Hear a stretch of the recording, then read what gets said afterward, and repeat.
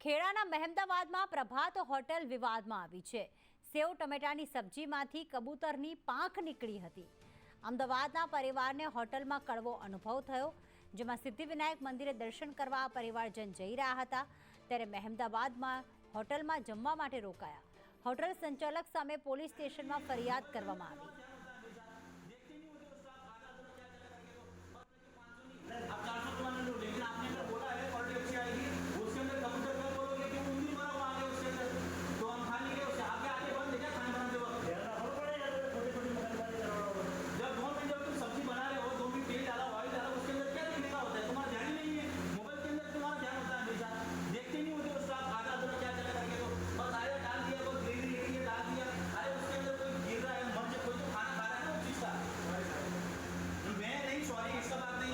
मैं रिक्वेस्ट करता हूँ, मैं ऐसा नहीं है, मैं मेरी माँ को शोकर ₹1 लाख का मैं भले बट तुम्हारा ऑर्डर पर एक करूँगा मैं भले उनके लिए अपना खाने का शौक करता है। मैं इंस्टाग्राम वाले को सबको और मीडिया को बोला तुम आज का नहीं करूँगा भले मेरे को। કરુણેશ અમારી સાથે જોડાઈ ગયા છે। કરુણેશ, મહેમદાવાદના પરિવારને કેવો અનુભવ થયો? તેમણે તો વેજ ઓર્ડર માંગ્યું હતું પણ નોનવેજ પીરસાઈ ગયું છે, શું વિગતો સામે આવી? જી પ્રીતિ, મહેમદાવાદનું જે પ્રખ્યાત સિદ્ધિવિનાયક મંદિર ખાતે રવિવારે ઘણા શ્રદ્ધાળુઓ દર્શન કરવા આવતા હોય છે અને આસપાસની હોટલોમાં તે ભોજન લેતા હોય છે।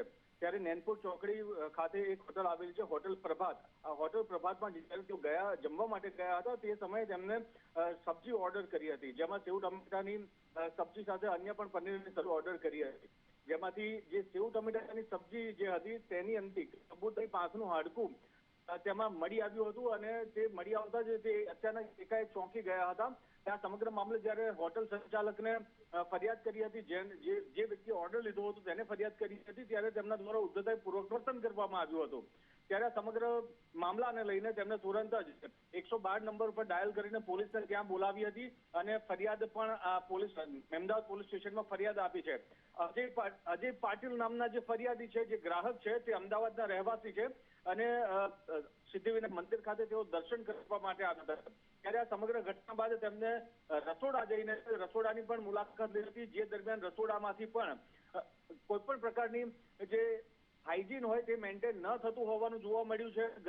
તમામ જગ્યાએ ગંદકી જોવા મળી હતી અને જે જગ્યાએ જમવાનું બનતું હતું ત્યાં જ નીચે એંઠવાડની પણ ટોપલી અને આ બધું કચરા ટોપલી પણ ત્યાં જ જોવા મળી હતી। ત્યારે આ સમગ્ર ઘટનાને લઈને તેમને ફૂડ વિભાગમાં પણ જાણ કરી છે અને આ બીજી તરફ ફૂડ એન્ડ ડ્રગ્સ વિભાગની પણ અહીંયા ઘોર બેદરકારી સામે આવી છે કે આવી હોટલનું નિયમિત જે ચેકિંગ કરવાનું હોય છે તે તપાસ ચેકિંગ નથી કરતા। જી પ્રીતિ, આભાર કરુણેશ તમામ વિગતો માટે।